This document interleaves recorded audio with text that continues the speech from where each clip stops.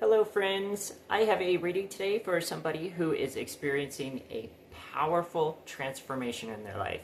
You are undergoing a metamorphosis that when completed will not only change the way you look at the world, but change the way you interact with life itself. You are experiencing an awakening of something deeper and primal within yourself. You are coming to realize that you are connected to life, connected to the very tree of life in the same way that a leaf is connected to the branch is connected to the trunk, and so forth. You have come to realize that you are part of this primal energy. Guiding our reading today, we have the Oakmen. The Oakmen are the tree beings that have been around on this planet from the very beginning. They are the embodiment of nature that has watched the passing of time, the passing of ages. They have the wisdom gained only through the passage of time, through knowledge. Now, an interesting thing about the Oakmen is that we have a tendency when we look out at nature, or we look within nature, we have this desire to project ourselves. You got these human-like face, or whatever we're experiencing, whatever our emotions, right? Say you look at the kind of more somber-looking face, here, but then let's say you turn it over. Well, now there's a new mouth and nose here, and these eyes form a completely different face, right? We have a tendency that when we're looking at like I said, the powerful, primal energies of nature, we want to project some kind of an image onto them to help us understand some way of, looking at these forces of nature in a way that's familiar. So like we have our classical depictions of, let's say, Fae, that, whether that being like the Seelie, an unseelie court, of Celtic mythologies, looking very human-like, but then you also have like nature spirits that don't look anything like humans, and this kind of liminal energy, this kind of way of projecting and personifying these natural forces has existed throughout many cultures throughout the world. So the thing is, when we look at the leaders, the spiritual leaders of cultures like the shamans and priests and so forth, they're more than just a conduit or a go-between between our mundane experience, our mundane world, and the world beyond. They're the storytellers, right? You have individuals who have shaped the cultural views, whether we're looking at spirits in terms of angels, animals, our ancestors, whatever the case being, right? Whether we're looking at Greek gods, Celtic gods, whatever culture you come from, you always had these guiding individuals who, were, there to serve the community. They often were blessed with, some incredible insight, magical power, so on and so forth. But the trick is to remember, though, that you are the leaf on the tree, and yes, everything about you, 100% of you is tree, but you are not, at least in the experience of this particular practice that you are awakening to, you aren't the whole tree. This kind of helps us keep a little bit of a balance. And speaking of balance, we have the Two of Pentacles here. Okay, so if you look in the Rider-Waite-Smith deck, you would have this individual on a tightrope who, they're juggling these two pentacles.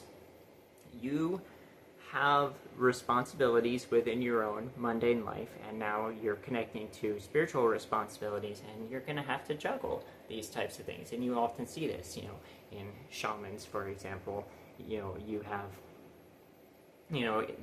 have to be able to go about your day-to-day life, even if you have a certain amount of separation from the village, like you live on the outskirts of the village. You still have your day-to-day responsibilities, but then you now have some inner magical experiences that you're connecting to, right?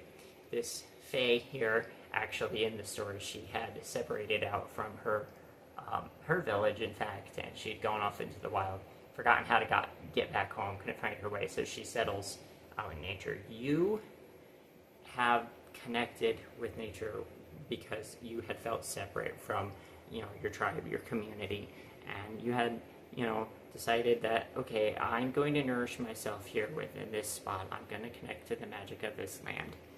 And, you have this limited capacity. She only got this little basket, and she's got, the extra, nuts and fruit, and some grains that are falling down here. So you're trying to juggle, right?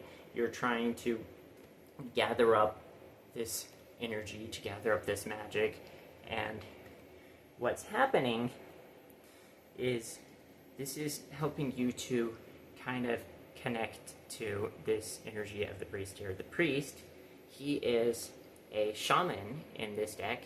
He's the more masculine aspect, where he embodies the inner experiences in the outer world, right? He can definitely go within.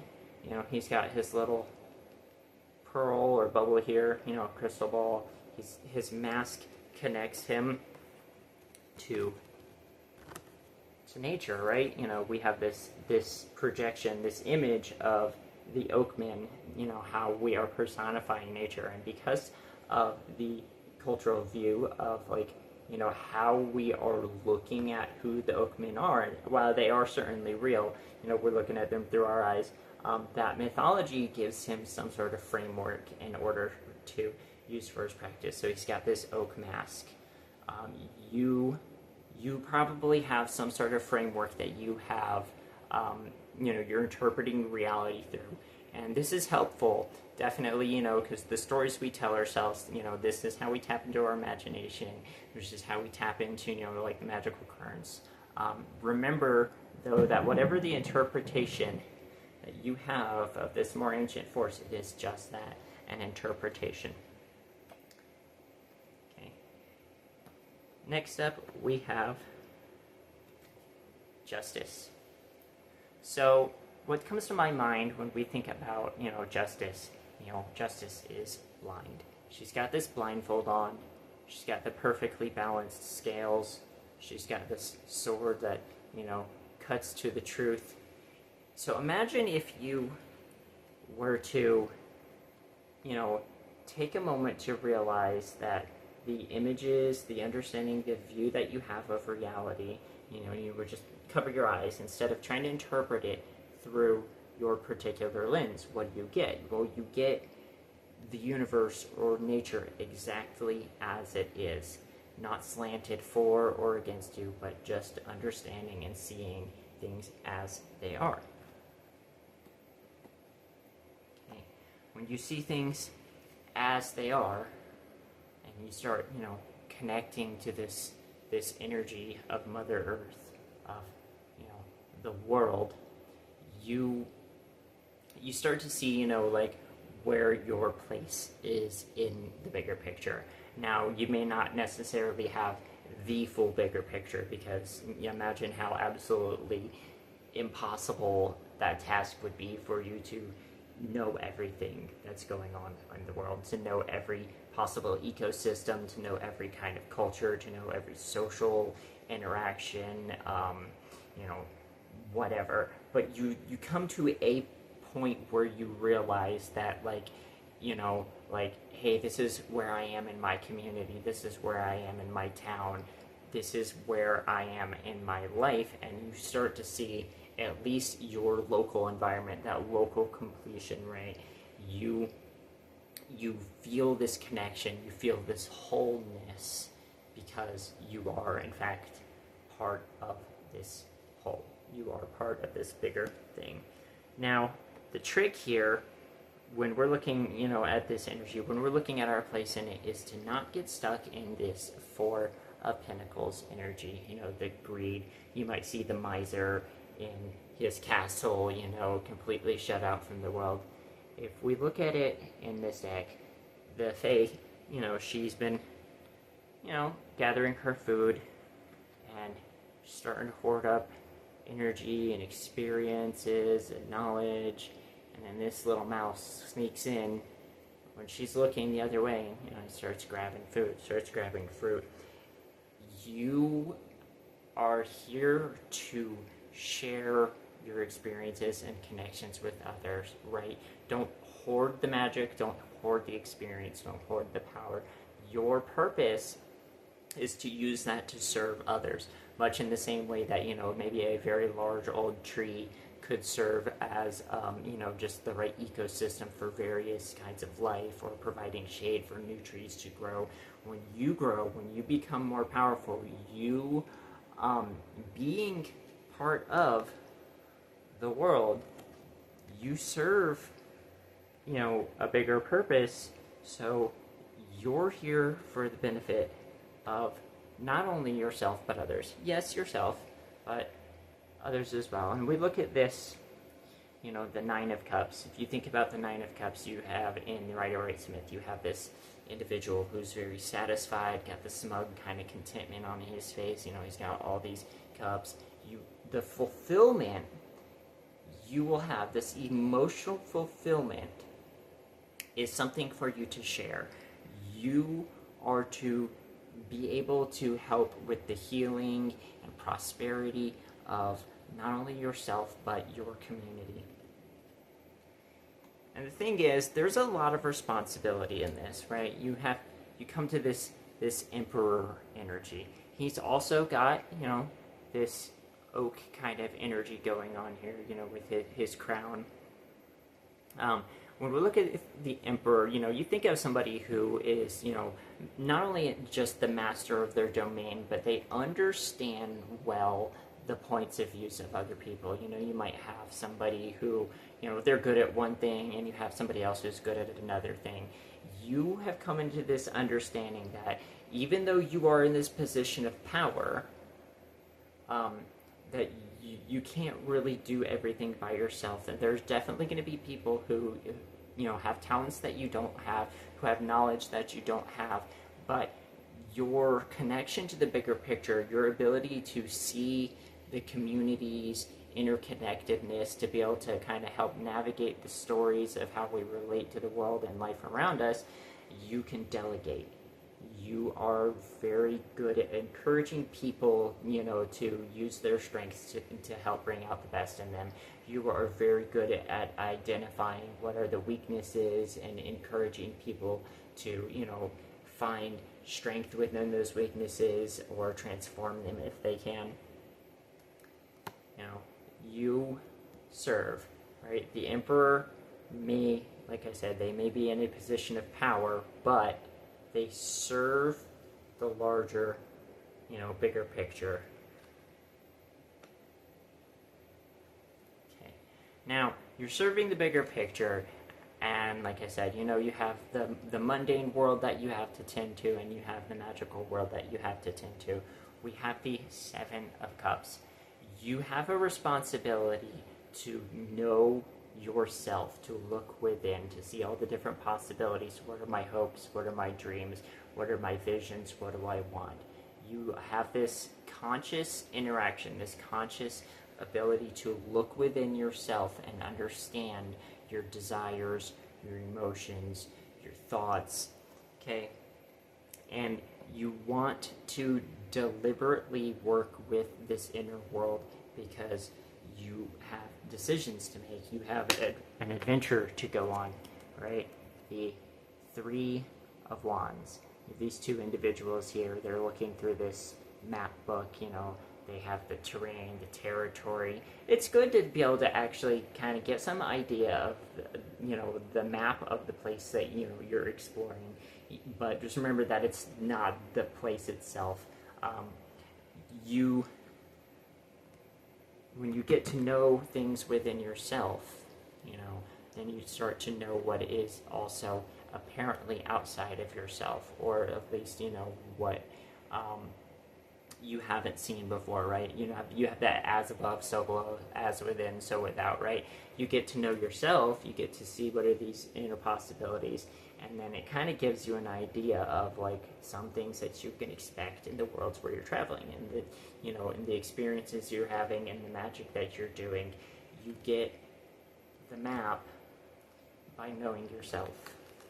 So you have that responsibility to know yourself. All right. So we're getting to know ourselves, right? Let's look at this Three of Pentacles. All right. What does the Three of Pentacles have to do with knowing yourself? Well, let's think of the Three of Pentacles in the Rider-Waite-Smith. Going back to that, you have this artisan who's building the church. Who's creating some sort of decoration. They've got the priest nearby. They've got the the wealthy patron nearby. The patronage, getting to know yourself, getting to know your roots, where you're coming from, right? This little fairy here with her garden, she's pulling up, these plants, to get to the roots. Well, what's at the roots? Well, death. Now, we're not necessarily just talking about, like the dying and rebirth process that we go through, and that definitely is part of it, but this is an ancestral kind of connection, right? You have this human skull that the Fae of Death she's sitting on. She has an understanding of not only the processes of decay and so forth, but also the roots, the things that nurture the magic, our ancestors, where we come from. You have these mushrooms growing all around, and they're nourished by the decay, and they help with this, decay process so that life can continue. So what you have here is maybe, let's say, for example, you've probably had some sort of like an ancestral wound, ancestral trauma, family, trauma, some kind of dynamic that's been passed on from lifetime to lifetime to lifetime. If you've been able to do enough healing work on whatever this, ancestral trauma, whatever this, thing that's needed to be transmuted, and you've allowed it to finally die, you are the person that this, whatever energy that's been running through your family, it stops with you. And because it stops with you, this persistent energy, of like whatever it is in your ancestors that's coming through you, through your genetics, through your blood, through, whatever you've been taught and raised in, you're allowed to die, and now it can decompose. That decomposition, you're letting that thing that stayed alive within, your family line die and decompose. You're letting your ancestors finally die and decompose, if that makes any sense. Like, yes, they may be physically dead, but living within you, whatever these patterns and energies, okay? And when that decomposes, now having released those ancestors, there's room for new growth, right? And this new growth is, imagine you are these mushrooms, or these mushrooms are representing the magic and experiences that you're having, and they're growing from that ancestral energy. And this is how your ancestors can actually help you, right? You've helped them now to be able to release something from your family line, and that decomposition, the wisdom and the energy released from that now comes as a source of, nourishment for you.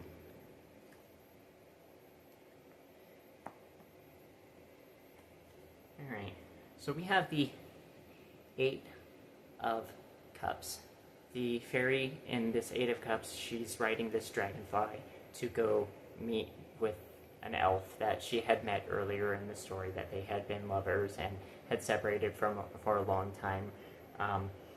But what I'm getting here is, since we were talking about, like ancestors, you probably have been doing either dream or astral work, traveling to the inner worlds to meet your ancestors, right? It's common in a lot of shamanic practices that, you have some sort of an animal or spirit helper of some sort that helps you get around through, the spiritual worlds. She is going out of the, the swamp area where she lives off into the forest. She doesn't know the terrain, but her guide, her friend, does know the terrain. So I'm getting the impression now that you are getting assistance from guides, from helpers, from, magical beings that is there to help you to navigate this inner world. You now have the ability to travel within, these other experiences, these other, realities in order to do some kind of work, whether you're bringing back healing, whether you're seeking knowledge, whatever the case being. You come into this energy of the Wheel of Fortune, right?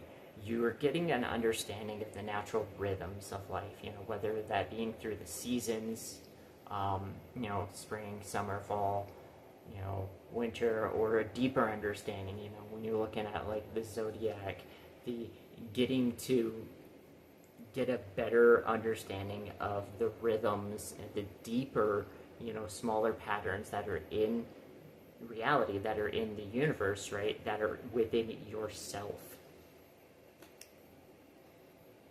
Which comes to the Knave of Swords, right? You traveled within, you sought out information, and you get this new idea. You get this, oh, well, now because I can see from the other side and I can see how patterns unfold and I can see how things work, I know how to do something, right? I have this knowledge, so you're ready to leap in. And this Knave of Swords, this Page of Swords, she's incredibly smart. She's very good at understanding theory, but understanding versus practice are two totally different things. But when you do practice enough, you come into this magician, right? You know the elements within yourself, the earth, the air, the fire, the water. You know you are connected to everything, that the very magical current that is the basis for life in this world we are in is available to you because it is you, because you are it. You, with practice, you have the knowledge now, right? And you take that knowledge and you focus this energy that you've connected with. You focus, with your understanding of how things play out. Like, hey, if I want this thing to happen, if I, kind of bring my attention in this way, this is how I'm going to get to that point. Right? Okay, so you started connecting, you're really connecting to your roots, you're understanding that you are part of this cycle, you are part of nature, you are part of this magic. Now you come to this Five of Wands. Okay, this is the, what's the potential here? Because you have this egg, you have this pregnant energy, so to speak. Maybe not like in the sense like you would see like the Empress, or maybe so. But you have this new potential, and you're wondering, what is this, right? Because something's growing inside the egg. Is it a phoenix? Is it a griffin? Is it a dragon? You don't know, right? Thing is, keep incubating it. Keep nurturing it, keep putting in the work, keep putting in the healing, keep cultivating your energy, because eventually what happens is the dam breaks, the tower. Now, we're not looking at the tower in the terms of, catastrophe, although if you resist it, you certainly could experience catastrophe. But this is like that sudden, when enough pressure builds up, when enough momentum and enough energy has, started to coalesce, eventually it has to go somewhere and it breaks out. And this is where you come to that awakening. This is where you come to that, fuller embodiment of the energies you've been working with. And of course, you maybe have built up certain things for yourself in your life, with this tower. And maybe certain things will have to be cleared away, will have to be removed. We have, thinking about the tower being the tree in this, right?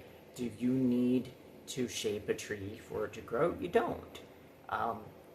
We as humans, our homes, our cities, we have a tendency to, imitate nature, but at the same time, not completely successfully, and then, nature comes along and it's like, well, let me show you what you did wrong, or, let me show you why the thing that you built isn't made to last, or, how, you know, you need to be in touch with this cycle. Okay, this epiphany, this power, this is life transforming, this is life changing.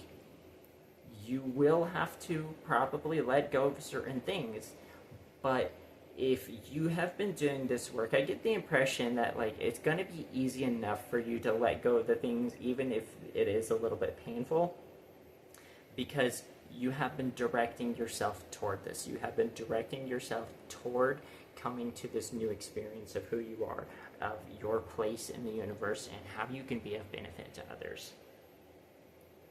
And then we come to this 7 of Pentacles. Now, in this story, you know, like I said, the young Fae, she got separated from her village. She didn't know how to find her way back home. And she, you know, she settles, and, you know, she starts gathering food for herself, and, you know, she gets a little bit greedy, and, you know, she's hoarding, and this mice, not these mice, this mice steals from her, and, you know, she's pretty devastated, but she meets these 2 mice here, these 2 friends who, you know, they share with her, and, you know, she's in this 7 of Pentacles, she's weaving a new basket, and she's teaching them how to, and, you know, they're getting ideas from, you know, like learning from her how they can use the basket weaving in their nests, right? In the Rider-Waite-Smith deck, you would have this farmer, you have the, you know, the crops growing up, you know, this is this growth energy. The Tower, even though you have to start over, the starting over brings connections you didn't expect, brings friendships, you know, allies, support you didn't expect, and then the dynamic that's created from that is far greater than you would have done on, you know, just your own by yourself. You know, you have this Queen of Cups here. You have now the connection to the mysteries, the emotions, the magic.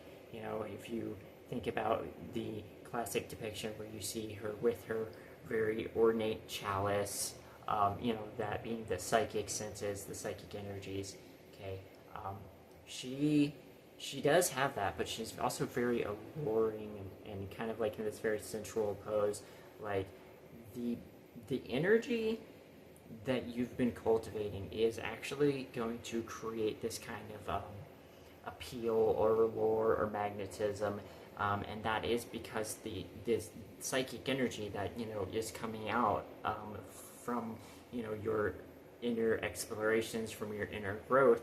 People can feel it, right? Because you now are this conduit from, you know, the non-physical into the physical. You are this bridge, right? And this, people are going to feel this energy, and it's going to be very sensual and alluring. Okay. All right. So we have the Empress. Okay. And, you know, this goes to my whole thing about, you know, like the pregnancy, the egg, the potential, right? But also, if you look at, you know, she's got all this life around her, right? You got this, you know, this dynamic, all these colorful flowers, all this variety, and she's just looking at this wheat, this simple wheat. The thing that died, the harvest, which, you know, the new grain could be planted to grow new plants, right? You are seeing this potential. You are seeing this potential. And when it comes time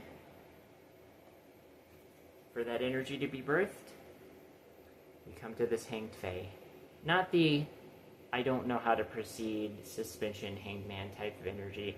This is more the I have a completely new way of looking at the world, a completely new way of looking at life. You will have this certain kind of silly, kind of giddy playfulness that comes from, you know, connecting to the magic, knowing the secret, right? You get to be told the cosmic joke, and you get to understand the cosmic joke. There's probably actually a lot of cosmic jokes, but you know, you get this one and you're able to look at things from a different perspective, right?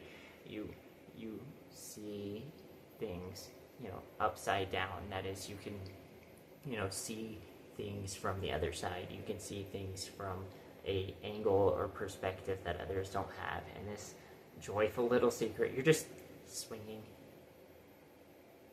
right? This hanged fae is absolutely completely free. They're not hanging by accident. They're not, you know, in some kind of desperate type of situation. They intentionally can peer into the other world. Think about the hanged man. Kind of has that Odin energy, right? Hangs upside down on the world tree in order to get the knowledge of the runes.